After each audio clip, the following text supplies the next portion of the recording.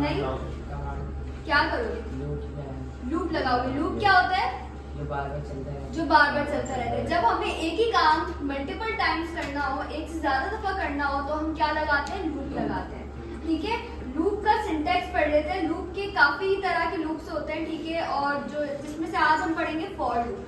For loop का syntax मैं बताती हूँ। उसमें क्या होता है कि सबसे पहले हम लोग लिखते हैं फॉर, ठीक है, फॉर लिख दिया, ब्रैकेट ओपन कर दिया। अब इस ब्रैकेट के अंदर जो ना मेन काम है, आइट्रेशन का क्या मतलब होता है मुझे बताओ? आइट्रेशन का मतलब होता है काउंट, ठीक है। हम लगाएंगे फॉर लूप जिसके अंदर चलेगी आइट्रेशन। आइट्रेशन के अंदर क्या होता है कि हम जैसे कि मैंने रख लिया एक इंटीजर a, ठीक है, ये चलेगा 0 से, ठीक है, यानी कि इसकी काउंट कहाँ से शुरू होगी? 0 से स्टार्ट होगी। ये मैंने लगाया टर्मिनेटर, ठीक है, ये हमारा यहाँ ये चीज जो है ये हो रही है स्टार्ट, कि कहाँ से काउंटिंग स्टार्ट होगी, ठीक है। फिर अगली चीज होगी कि कहाँ तक जाएगी। जैसे कि मुझे लेकर जाना है इसको कहाँ तक, समझो अभी फिलहाल 10 तक रखते हैं, ठीक है, तो मुझे 10 तक रखना है, तो मैं क्या करूंगी? i इक्वल्स टू a था, i कर लो या फिर आइट्रेशन i, ठीक है, i इक्वल्स टू कहाँ तक जाएगी? 10 तक, है ना। तो ये होगा लेस देन इक्वल्स टू 10, ठीक है, यानी कि 10 तक जाएगी। अगर मैं equal less than equal to 10 नहीं रखूँ तो हमारा जो है ना आउटपुट चेंज होगा, लेकिन लेस देन इक्वल टू 10 मतलब कि 10 से कम रहेगी, 10 तक जाएगी, है ना। अगर मैं लेस देन 10 रखूंगी तो 9 तक होगा। समझ आ रही है बात? अगर मैं लेस देन 10 रखूंगी यानी कि 10 से कम, यानी कि 9 तक, लेकिन मुझे 10 तक प्रिंट कराना है तो मैंने कर दिया लेस देन इक्वल टू 10, ठीक है। और ये चीज इसको इंक्रीमेंट नहीं कराना होगा, ये होगी कहाँ तक जाएगी, ठीक है। जैसे कि ये तुम लोग याद रखना, अगर नोट्स बना लो ना इसके तो जरा याद रहेगा, तुम लोग को अच्छा हो जाएगा।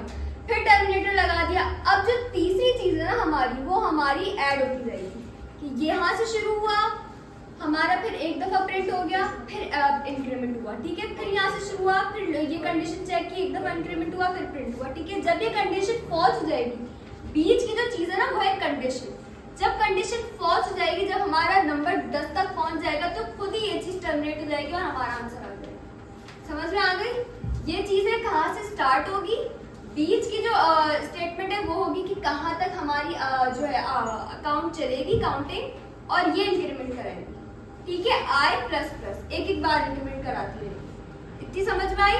फिर जो चीज तुम लोग को प्रिंट करानी है वो तुम लोग प्रिंट कराओ, चाहे तुम लोग उसमें नंबर डालो या फिर तुम लोग उसमें स्ट्रिंग डालो जिसमें अपना नाम लिख दो, तुम लोग की मर्जी है, ठीक है, सही है। और ये सिंटैक्स मैंने बता दिया, पूरा काम बाकी वैसे ही होगा जैसे तुम लोगों ने किया है, सिर्फ ये जो है ना ये चीज जो है ये मेन थी, ये याद रख लोगे तो काम हो जाएगा तुम लोगों को। समझ में आई? लूप क्या होती है?